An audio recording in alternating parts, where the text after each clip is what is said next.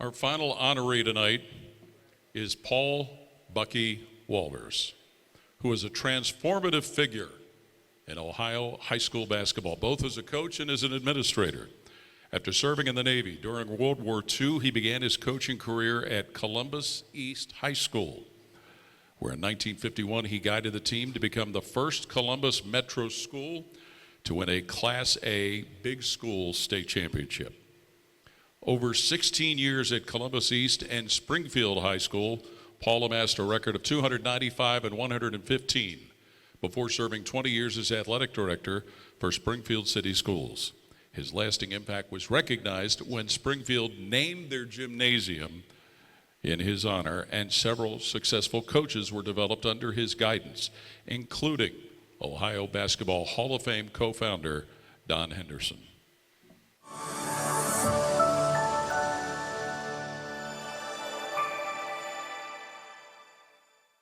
He loved and enjoyed being around young people.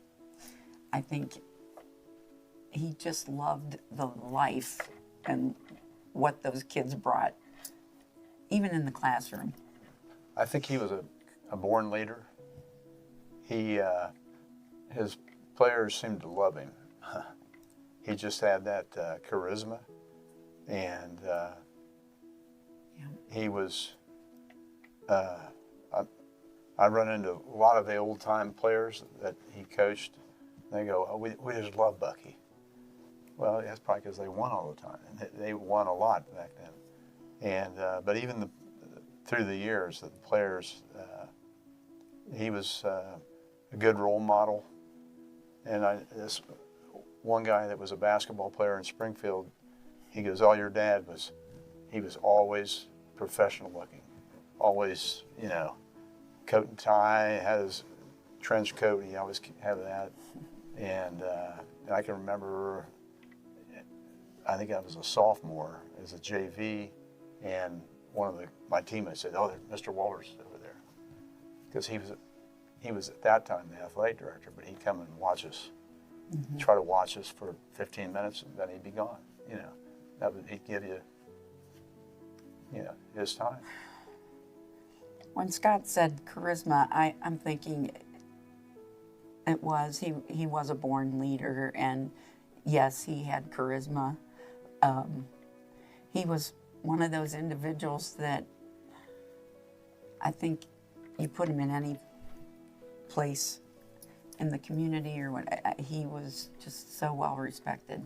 I can remember going to a game on a Friday night, a Saturday night, and in one of the games, they blew a team out by like 40.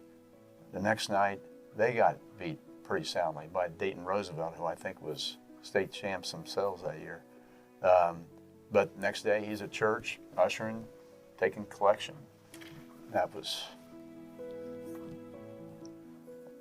who he was. Yeah. Well, when he met our mother. They didn't date in college. They didn't date in college. But they dated after he came back. From the war. And she was a teacher, so they got together. And that was something else I think that was very important to mention, that our dad was so proud of our family. Having 6 kids, all S's, and 3 boys and 3 girls, and each one of us had something, a gift, but family, my mom, people in general, community, right there, number one, every day of that man's life, every day. We want to thank the committee. I'd like to thank, You have I know Daryl Hedrick. He was a longtime coach at Miami, Ohio. I know he spoke highly of Dad. Dick Schreider.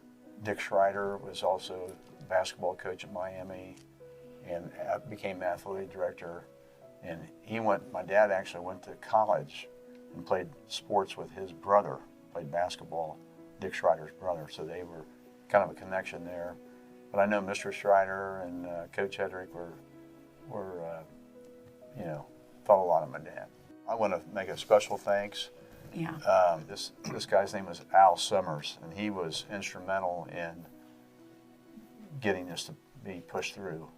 And I thought it was probably going to be too late because most of his people that really knew him back in the day are pretty much gone. So, yeah, but Al was really big, and I want to say a special thanks to Al and his wife Vicky.